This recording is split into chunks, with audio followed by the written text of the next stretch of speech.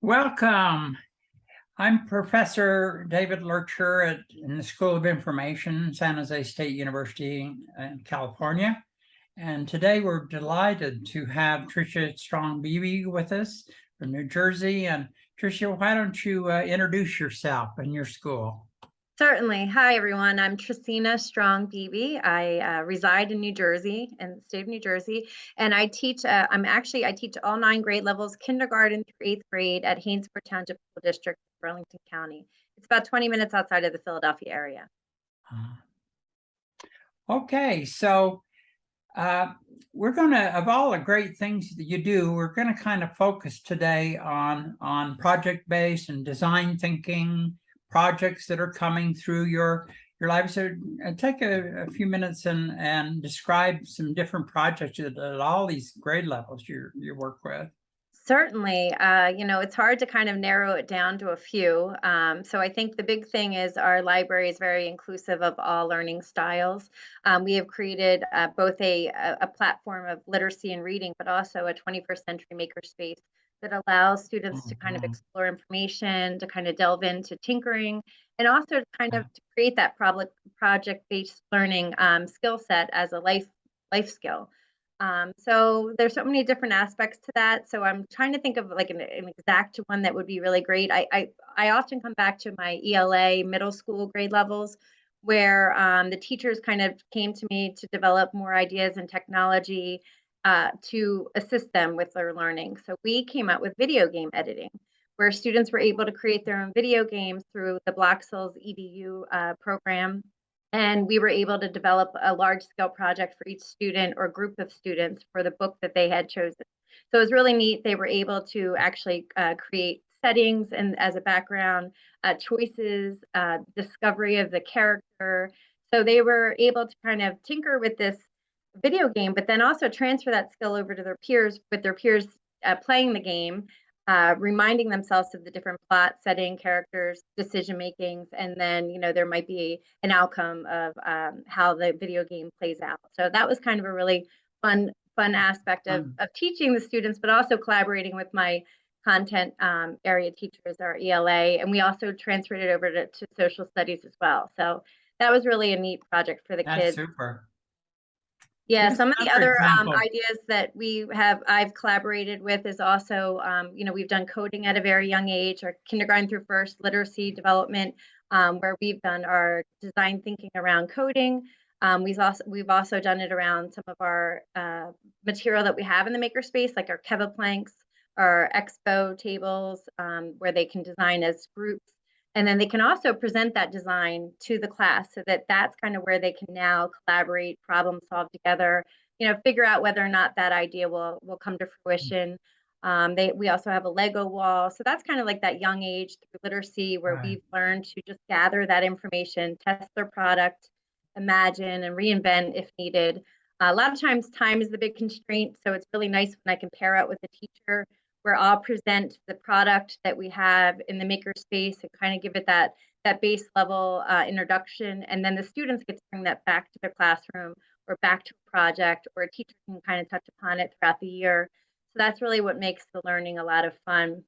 And the students see themselves in it. They learn that they can actually teach this out now, or they can, evolve it to the next level. So it's neat to kind of see them develop their own prototypes and give each other feedback.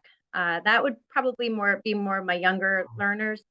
In second and third grade, we kind of tinker with robotics. One of my really fun projects that the students are so proud of is our mapping out the library. Because, at the forefront, I'm a librarian, and, I teach students at a young age how to search and find and seek. But we use CAD drawing, computer aided design, where students in fourth grade have a project-based learning project where it's pretty much encompasses a few months, and they do measurements at the library. They actually will map out where the different locations of material are. We have a pretty large library space because we do service the 9 grade levels. So students might be able to, identify through like a key or coding or colors where different areas are located. And it's really neat to see the students work together as a project team. And then we also have a winner at the end of the year where I will create that map and I'll laminate it, and that will be our map that we use when volunteers come in, or board members come to visit, or we have, we actually have had like some, local readers come in to see the library, so they'll be able to map out where everything is located. So the students That's really love that. tremendous. Yeah, we've used it as a Google drawing, but we also use it so that all students of different varying levels can, draw on paper. They can transfer that idea over to our computer. So we have all different levels working together, and it's just really neat to see those ideas come to fruition and to see how they develop it. It's neat to even see how they map out the library, how they interpret, the location of things, or some people start at the front of the classroom where others might, have more of an upside down view. So it's neat to kind of see those brains working together to come up with a final project.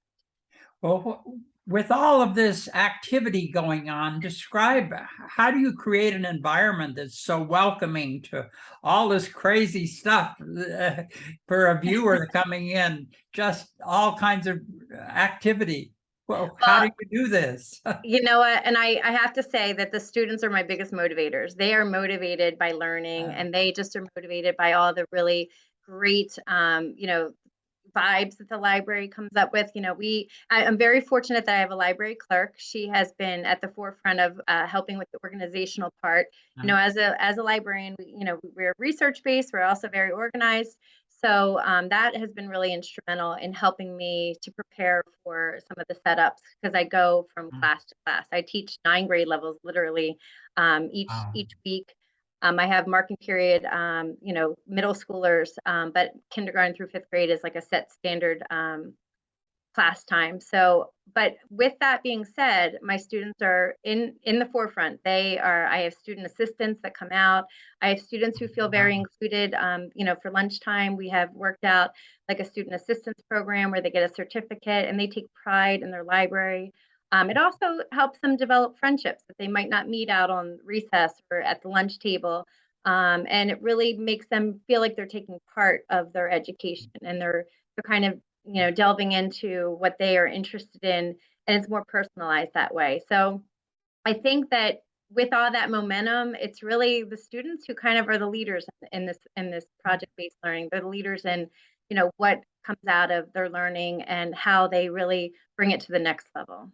And how do you make connections to the faculty across all these grade levels? Yeah, you know what? The faculty, as librarians, I'm really fortunate to work in a very inclusive setting where my administrators have me at the table. When it comes to our new curriculum standards, I have a seat at the table, and that has been one of the reasons why my library has been able to blossom. I think they see the library as a progressive 21st century game changer. For the areas in the curriculum that might not be tapped into, or they're not sure, like we were talking about climate, like that's a big topic. How can we bring that into a topic in science? So these are things that I'm able to delve into, I'm able to help develop, and sometimes I even cross train some of the teachers. I work hand in hand with our tag teacher, our gifted and talented.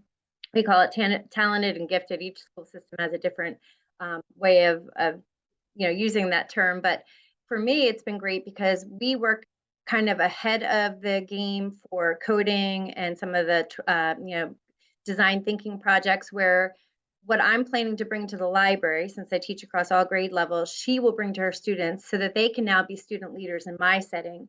And then we can kind of take off where they have more personalized attention, because the students have that content or know it a little bit of, in the forefront, and then they can kind of bring it back to when we delve into it as a big classroom. And that's been a really nice way of working together. We've done so many cool things. Some of the things that I didn't think to tell you about was our makerspace. We're including podcasts, but I was able to bring it over to our music department. Some of our funding we were able to utilize to do like a garage band recording studio. So what I've taught in our green screen aspect in the library will now be transferred over to our music teachers who are on board. We were able to research for the equipment and accessibility for all. That's a big part of it. I have some inclusive activities after school, like Girls Who Code. I also have a multimedia class for students that is fully accessible for everyone. That kind of also encourages those students that have interest or maybe want to tinker a little bit more, that they can come out to that. The other really nice aspect is we work hand in hand with our public library. So some of the areas of databases or Rosetta Stone for our language, we were able to kind of capitalize to teach our students to be continued learners. You know, it doesn't just stop right at school. They learn to access those resources for a lifetime. So when you're thinking of the impact that the library is having on teaching and learning across the school, you know, what are your reactions to that idea? Well, I just feel like students are my biggest motivator. And because I see how this concept of learning has personalized their discovery, they're a part of it, they take ownership. It doesn't always just showcase that, you know, straight A student or that super participant. There's a place for all different learning styles. And it's complementary because it teaches life skills, it teaches lifelong learning, it teaches discovery. It teaches like through tinkering. I know we talk about design thinking, that it's through our failure we learn, but it's also through that attempting, you know, to continue that attempting of learning and discovery and access. So I think that as a librarian, it really just brings that lifelong learning aspect and all the opportunities that are available to students, and that not just academic growth, but that social emotional development. You see that through literacy and then transferring that over to their ideas, and you know, they just have a sense of pride in who they are and and what they can become and how their ideas can actually, you know, be incredible, and having that conversation with their peers. So if you take a look at a school that really wants to incorporate what you've been talking about, what are your suggestions on how to get started and move toward this fabulous work with creativity and problem solving and all the rest? I'm really glad you asked me that question, because I really think, you know, by turning to your librarian, you know, they should have an answer, or they should be the one at the table raising their hands to want to try to help. I think as researchers, both on a local level, but also on a nationwide or global level, you know, we have a connection to, you know, so many different levels of librarianship. You know, you can kind of create that uh, understanding of librarianship within your own demographic area. You know, maybe you need to strengthen your STEM design, and that's what you go to, or maybe you need more of a cross curricular, you know, project based learning librarian. So it's really nice to have that conversation with your school librarian, make sure they're included in the discussion. Because a lot of times administrators and board members don't necessarily recognize, we're not used to parading our skills. You know, it's never been kind of like how our, you know, personality goes. But when they finally tap into the resources that we are, it's just amazing what we can do for our community and our school districts, and especially our students. Our students, I mean, I have to admit, if I had any of my students on the call today, I think they do love the library. They absolutely love coming to the library. It's a great area to just feel included, and to be able to explore and imagine and design. So I have to say that if there is an opportunity to talk to your school librarian, making sure you have a certified school librarian on staff. I mean, we are master leveled educators, so you know, through our background in education, we learn about the process of research, the process of discovering information, and how we can implement that within our school. This has been a wonderful exploration of what you do and are able to accomplish. Do you have any final kind of word, the bottom line comments?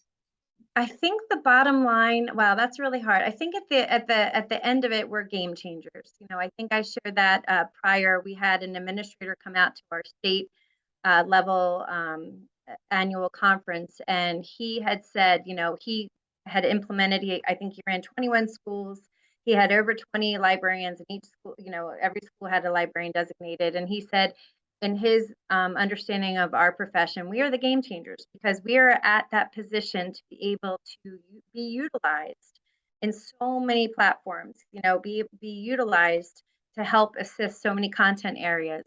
And at the end of the day, you know, that's what our students deserve, you know, that game changer, that personalized approach to information. And kind of that's what we seek out, and that's what we develop. You are absolutely wonderful. Tricia, thank you so much for your time and effort, and thank you on behalf of your students and teachers and the administrators who were lucky enough to have you. So well, I'm fortunate to be here to share that out. So thank you so much for having me today. And I wish you much luck in communicating this out to the nation. thank you. Thank you.